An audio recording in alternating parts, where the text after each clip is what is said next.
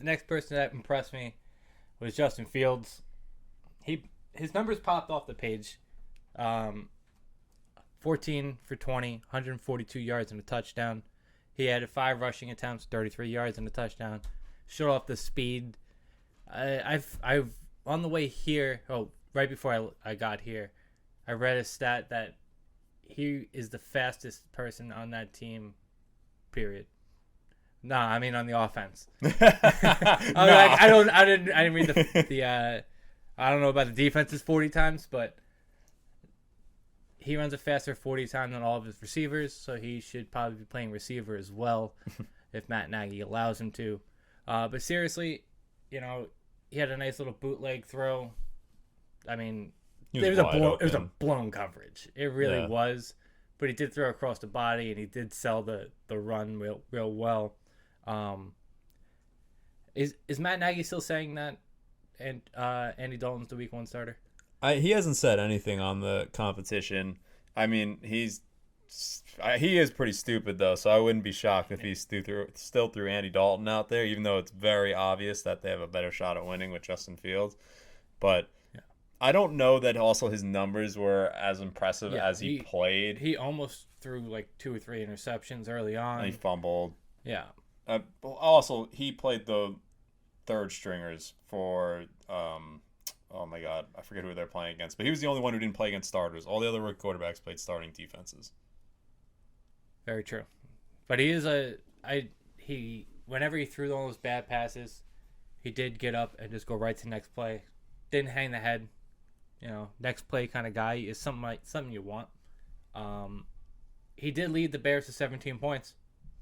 Yeah. The most third quarter points, more than all of last year.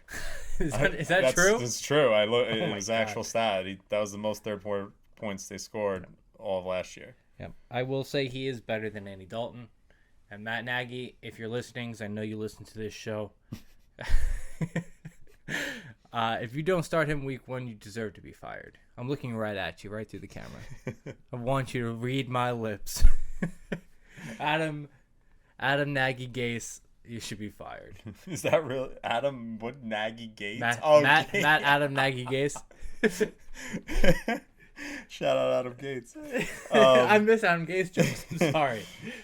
So what's Fields' fantasy value? Because he has a top 10 wide receiver, so there's definitely the upside of touchdowns being thrown, the downside of Matt Nagy being his coach, but he has the upside of the rushing yards, which we love to see. He did show that off pretty well. He had one run down the close sideline, like towards the camera, and it looked like he was in fast forward and everybody else was in slow motion.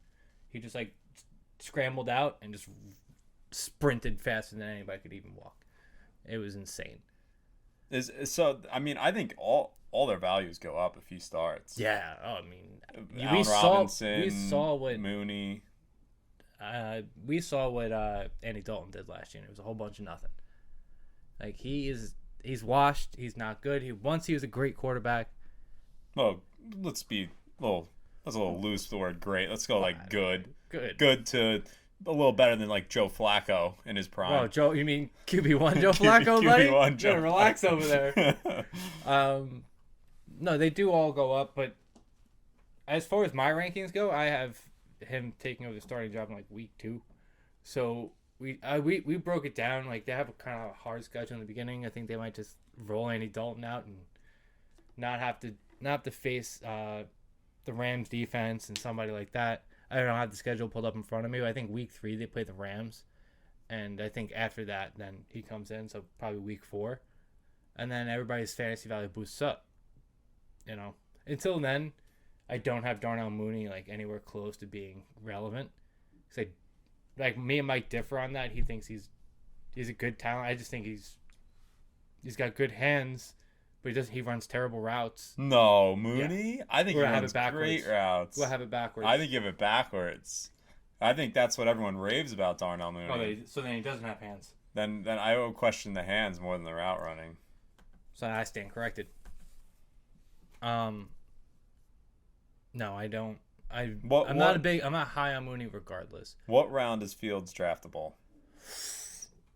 I mean, anything after like the 12th round was fine with me because depending on whether you have defenses or like a lot of time you're picking backup quarterbacks around there. If you do decide to do that, like he's somebody I'd stash in my bench. Him and Trey, I'm more than happy to have on my bench. They're far more. Well, I mean, this is obvious, but they're far more valuable in keeper and dynasties than they are in in a redraft. Because let's be honest, the chances a rookie quarterback makes a large impact. Yeah. Is and very like minimal. in our keeper league, I would love to have one of these two just sitting on my bench, and we'll see what happens.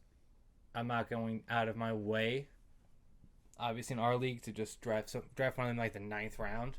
You know what I mean? But Right. it happens every year. We have one of these rookie quarterbacks in our league that falls and nobody winds up taking him. They forget about him, and he becomes an insanely valuable keeper.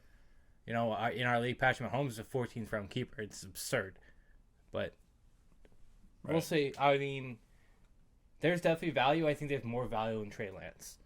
I would take Trey Lance at least a whole round ahead of Justin Fields. Yeah, better situation. Yes, better situation. I will say that Justin Fields has the better receiver in A-Rob, but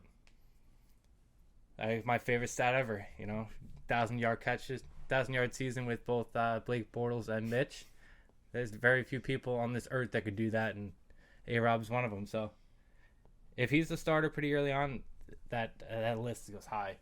He can easily break into the top 6, top 7 for wide receivers. Ooh. Oh yeah.